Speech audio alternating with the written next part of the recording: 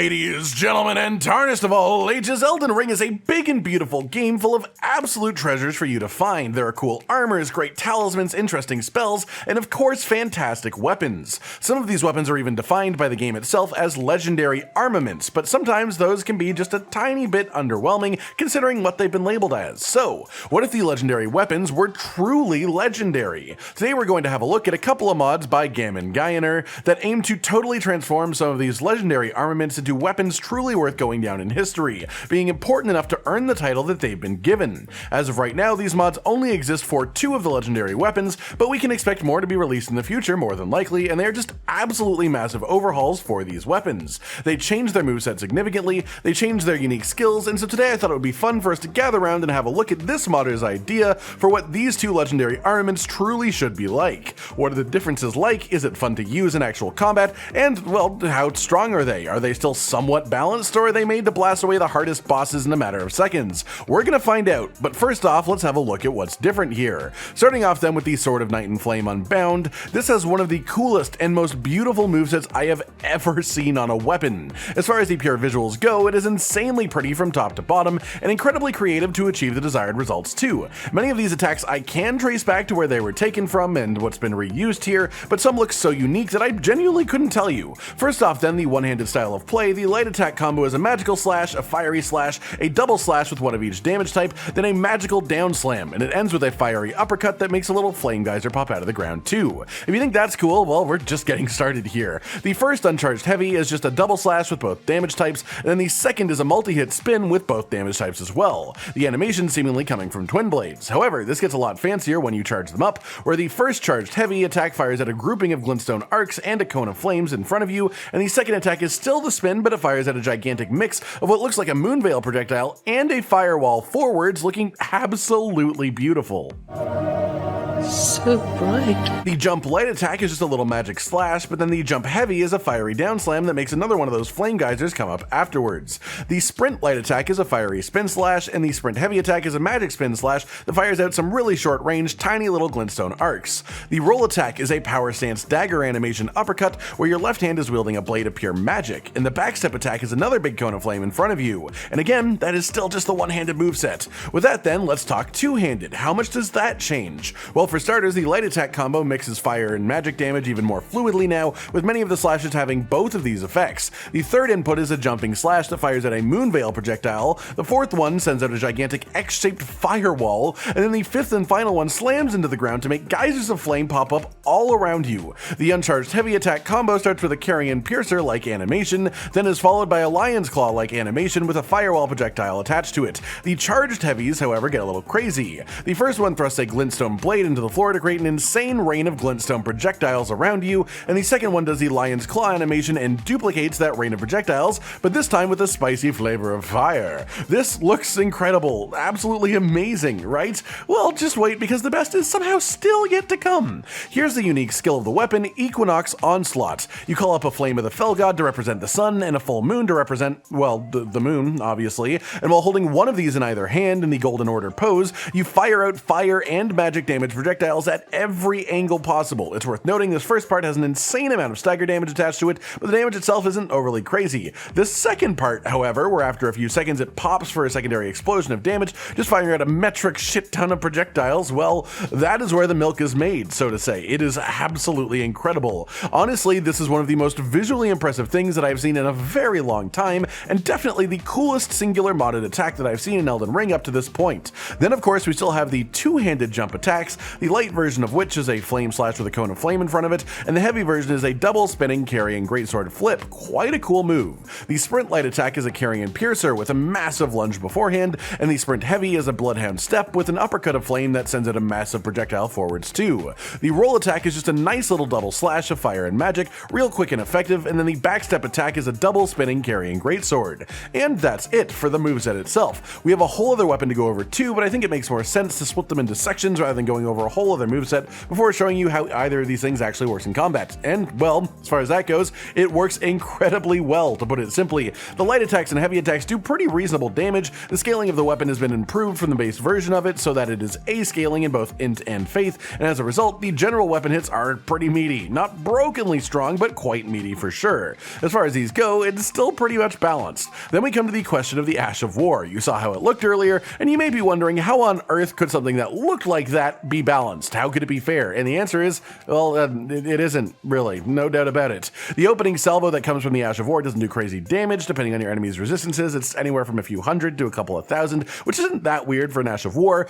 but it also has ridiculous stagger. I've not used this Ash of War without it staggering a boss yet, and I've only tested it on endgame bosses. Then we have the secondary pop at the end, which does anywhere up to 15,000 damage. Yeah, you heard that right. Of course, I am somewhat built for this weapon too. I saw what was going on and did my best to buff it up, just like I would with any other weapon I'm playing in Elden Ring, so that it would of course be on an even playing field. And, well, on that even playing field, it absolutely smashes anything in its way. The Ash of War is sort of silly. Even if you get poise broken, the whole first part will still happen, which means it will still stagger the boss, which means you can still get off a full Ash of War right afterwards, and anyways. With the damage that it deals, it just is in no way balanced for fair gameplay, but by God is it fun to walk up to Melania, press an Ash of War a couple of times, watch a beautiful fireworks show, and see her go down to about 100 health. So as far as the question of balance goes, this weapon may not be quite perfectly fair to use, but by God is it fun, is it enjoyable, it's pretty as hell, and it's very, very fun to just actually play around with, so it is an undoubtable success on that front. With that, let's talk about our second weapon today then, the Ruins Greatsword Unbound. First up, of course, the changed moveset itself. For the one-handed style of play, the light attacks are a series of slashes with the fifth and final input being a big slam down onto the floor for a pop of gravity magic in a circle around it. For the uncharged heavy attacks, the first attack is a slash with a gravity magic pop around you, and the second one is a slam with the same effect. For the charged versions, these are the same attacks but with bigger effects around them. The sprint light attack is just a nice little gravity slash, and the sprint heavy is a double slash with the first having a pop of gravity magic, the second creating a gravity bolt under the sword. For the jump attacks, the light is a slash that creates a nebula effect like the Wing of Estel's sword, and the heavy creates a circular pop of gravity magic around you. The rolling attack is just a neat little gravity slash, and the backstep is a gravity infused slam down. Moving to two-handed mode though, this is where this weapon truly shines. The light attack combo starts with a series of slashes, but the third input is an AoE pulling effect around you, pulling enemies towards you. The fourth input creates a nebula in front of you, and then the fifth and final input is a lion's claw animation with a pop of gravity damage surrounding it. As for the heavy attacks when uncharged, the first one is a downward slam with gravity bolt attached to it. The second one is a little jumping attack that fires out the collapsing stars spell, which is a ton of little balls that pull your enemies towards you when they hit. For the charged heavies, the first attack is an animation similar to the follow-up attack to Troll's Roar, but of course surrounded by gravity magic effects. And the second is the Ordovis's Vortex unique skill, but with a massive sword and tons of gravity infused damage as well. Both of these have a really cool visual effect that makes some rocks float in the air around you while it happens. Like the other weapon, this one is just incredibly beautiful to actually watch in combat. I can't take my eyes off you. Then we have the jump attacks. The light jump attack is flipping double slash of nebula, and the heavy jump attack is essentially the Lanciax's glaive incantation, but with gravity magic lightning flying out in a cone in front of you. The sprint light attack is a triple burst of nebula, creating a real field of death in front of you, and the sprint heavy attack is essentially the nuke skill from the Dragon King's Crag Blade, except the trail that you leave behind you is a little nebula blast that explode afterwards, and your landing is of course a giant gravity infused crash. The dodge rolling attack is an upward slash with a close range gravity bolt effect, and the backstep is a slight burst laser projectile like a momentary Comet Azure, but gravity flavor.